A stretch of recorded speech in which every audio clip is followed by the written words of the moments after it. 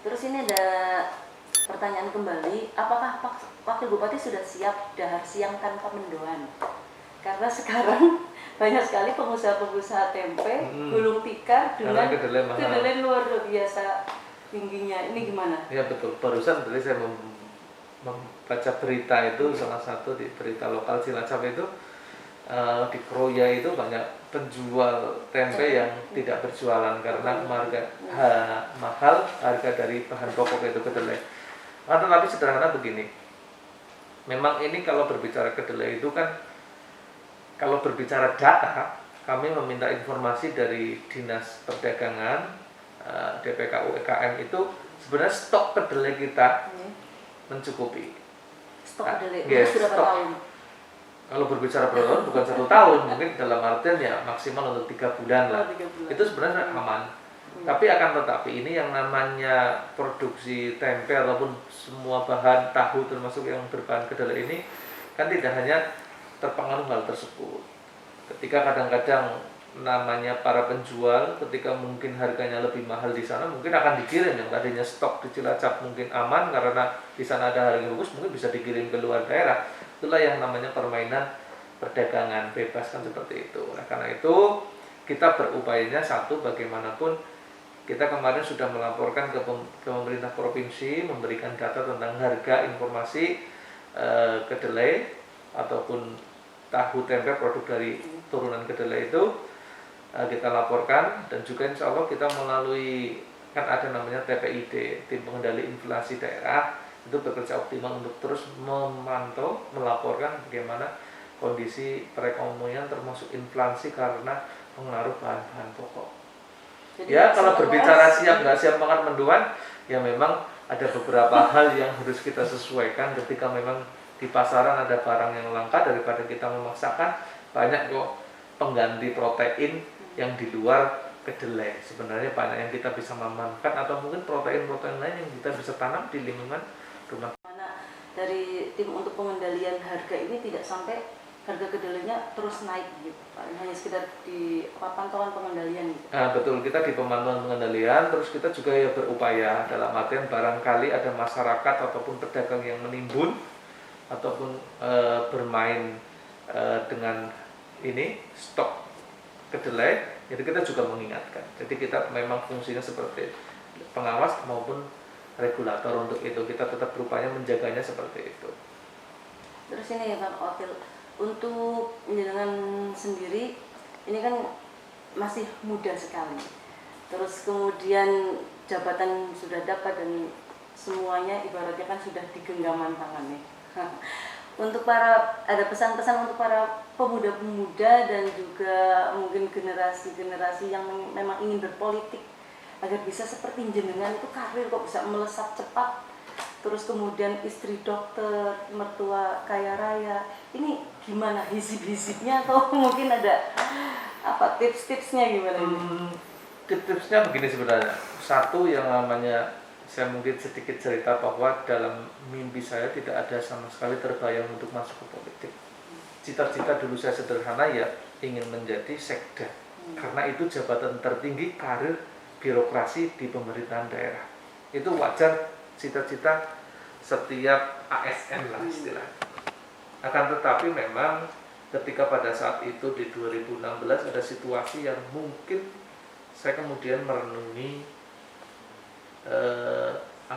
ada sesuatu hal yang mungkin Allah percayakan lah kepada saya di usia yang masih muda, yang mungkin orang menganggapnya masih bawang ataupun bawa pencur untuk masuk ke dunia politik. Tapi ternyata ada hal yang sangat berharga pelajaran, yaitu satu, ternyata politik itu tidak segampang orang yang dipikirkan. Karena ketika berpolitik itu kuncinya itu harus ikhlas. Ikhlas yang pertama adalah biaya sosial, biaya berpolitik itu mahal. Yang kedua, biaya sosial menjadi pejabat politik itu juga mahal. Oleh karena itu harus ikhlas modal politiknya nggak kembali dari negara. Yang kedua, ikhlas nggak kaya selama menjadi politik dari negara. Jadi memang kedua hal tersebut pembelajaran yang sangat berharga yang saya terima. Kalau komitmen menjadi politik benar, tidak main proyek, tidak jual beli jabatan, dan tidak menerima gratifikasi dari pejabat ataupun dari pengusaha kontraktor siapapun, harus menerapkan 2 ikhlas. Ikhlas tidak modal kembali, ikhlas tidak kaya dari negara. Jadi pesan-pesan buat kaula muda yang ingin memang berpolitik, kemudian juga karirnya cepat, itu diantaranya memang harus memiliki tekad di sini, ikhlas dulu. Iya, karena intinya pengabdian. Intinya pengabdian begini. Banyak membangun kepercayaan kepada masyarakat. Artinya begini, berpolitik itu kan memang jalannya sekarang harus membangun kepercayaan masyarakat yang akhirnya dibuktikan dengan keterpilihan. Keterpilihan itu banyak cara. Istilahnya kalau berbicara mengenai politik ataupun apa, itu sebenarnya cara-cara yang tidak dibenarkan. Tapi ketika anak muda sekarang benar bisa membangun kepercayaan politik itu dengan satu, menjadi orang yang benar. Kemudian buktikan di masyarakat menjadi pemuda yang benar ketika aktif di Karang Taruna, ya ikut organisasi yang benar, ya apapun itu. Terus kemudian di pramuka, kemudian di ibaratnya penggerak-penggerak organisasi apapun itu. Saya yakin kalau itu menjadi jalan untuk bagaimana membangun kepercayaan. Jadi berorganisasi itu menjadi modal yang nomor satu. Betul. Ya ketika Itu memang ingin berpolitik. Nah, itu salah satu jembatan. Ibaratnya politik itu kan sebenarnya butuh 3 hal orang masuk ke politik.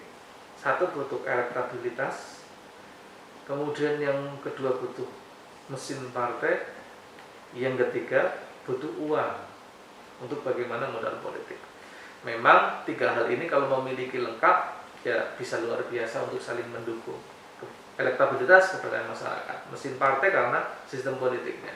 Terus kemudian modal untuk berpolitik tentunya masih bagaimanapun memerlukan modal untuk membangun kepercayaan, membuat kegiatan sosial.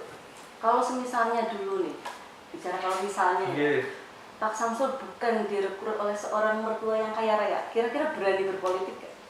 Sebenarnya begini, satu ya, orang hidup itu kan sudah yang namanya ada garis tangan, gitu kan. Ada garis tangan, faktor-faktor yang mendukung kenapa saya bisa masuk ke dunia politik. Saya mendapatkan ibaratnya keluarga yang luar biasa. Artinya begini, kenapa saya sampaikan keluarga yang luar biasa? Orang tua saya, mertua saya itu menjadi modal dalam artian yang membiayai seluruh biaya pilkada. Dan satu hal yang sangat luar biasa begini Mbak, ketika saya sudah dilantik terpilih, saya ngadep berdua dengan 4 mata, saya, istri saya ke mertua saya. Terus kemudian saya menyampaikan begini, Pak, saya tahu persis berapa yang dikeluarkan untuk biaya politik. Terus kemudian saya otomatis pada saat terfikirkan itu Balik modal.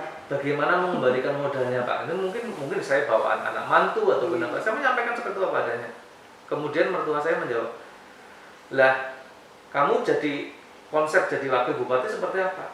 Saya ditanya dulu, langsung seketika itu saya menjawab, 1 Pak, saya ingin memberikan contoh tidak korupsi. Saya tidak akan main proyek, tidak akan jual beli jabatan, dan tidak akan menerima gratifikasi. Saya akan berusaha untuk memberikan contoh ketika saya menyuruh apapun. Contoh, saya setiap tahun kalau ini kan laporan LHKPN, saya mesti awal masuk kerja selalu yang pertama untuk laporan harta kekayaan. Baru saya mengajak teman-teman, ayo laporan LHKPN. Tapi saya mencontohi dulu. Ataupun saya bilang ke teman-teman, ayo ini pasti saya akan berpikir dulu, saya harus memberikan contoh. Itu yang saya usahakan. Terus saya sampaikan ke mertua seperti itu. Kemudian mertua saya menjawab, Bapak ikhlas. Nah, ikhlas. Uang yang sudah Bapak keluarkan untuk modal politik kamu adalah rezekimu dari Allah Subhanahu wa taala yang sebabiahnya ada lewat Bapak, dan kalau kamu konsepnya jadi pejabat politik seperti itu, Bapak dukung. Itu yang pada akhirnya itu saya ya bisa seperti ini. Kalau ibaratnya mungkin keluarga saya, istri saya materialistis, ingin mengembalikan modalnya, ataupun orang tua kami juga ingin sama modalnya kembali, tentu mungkin saya akan menjadi pejabat yang korup.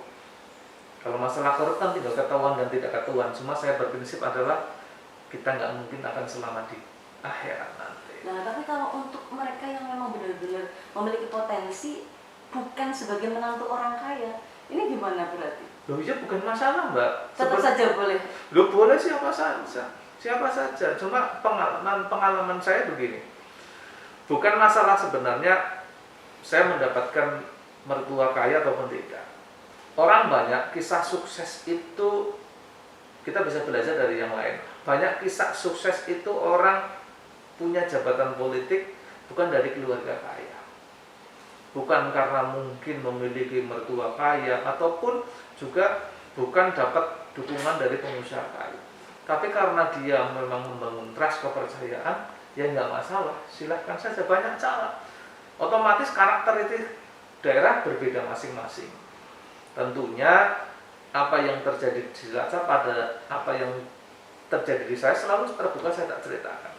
Saya memang mendapatkan dalam artian proses politik seperti ini, berapa ibaratnya dukungan dari keluarga selalu tak sampaikan terbuka.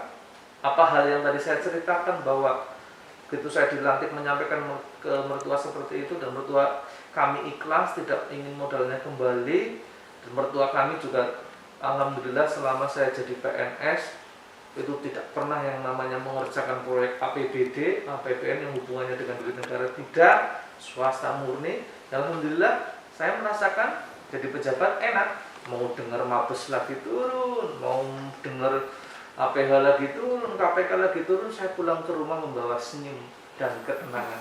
Itulah nyaman sekali.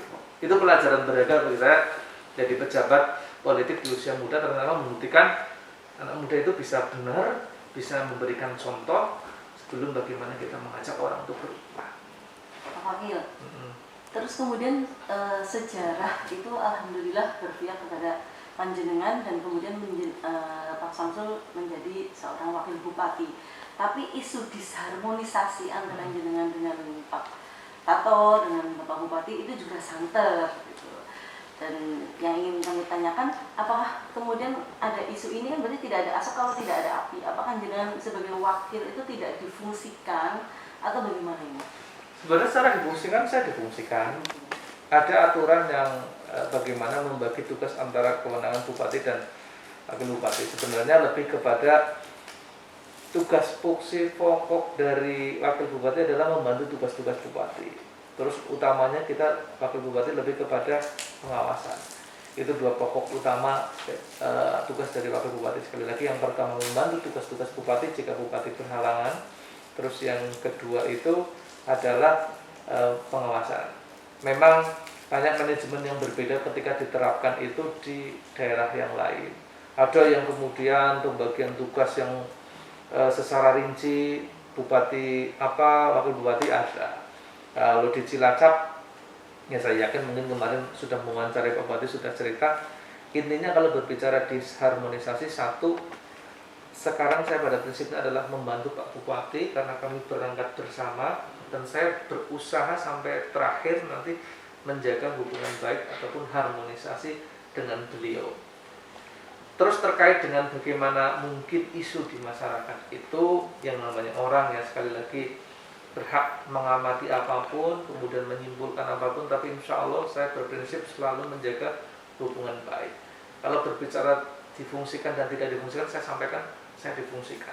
Banyak yang kemudian saya mewakili beliau, Pak Bupati, terus kemudian ditugaskan oleh Pak Bupati kemana, paparan apa, saya sering diberikan tugas hal tersebut, artinya itu sebagai kewajiban membantu tugas-tugas Pak Bupati. Yang kedua, kaitannya dengan pengawasan, kadang ada beberapa permasalahan di masyarakat, saya turun, kemudian saya berusaha manggil dinas itu sebagai bentuk pengawasan, ada permasalahan seperti ini, terus kemudian saya memberikan arahan untuk